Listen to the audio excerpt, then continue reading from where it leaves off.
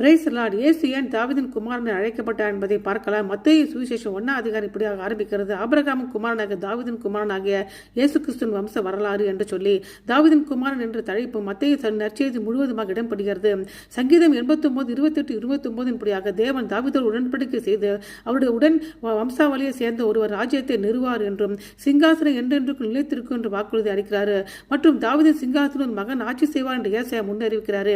ஏசாயா 9 அதிகாரம் 6-7 நமக்கு ஒரு பாலகன் பிறந்தார், நமக்கு ஒரு குமாரன் கொடுக்கப்பட்டார், கர்த்தத்துவம் தோளின் மேல் இருக்கும், நாம அதிசயமான ஆலோசனை கர்த்தர், வல்லமை உள்ள தேவன், நித்திய பிதாவ, சமாதான பர எனப்படும். அவர் தாவீதின் சிங்காசனத்தின் மேலும் அவர் ராஜ்யத்தின் மீது என்றென்றைக்கு அரசாளுவார்.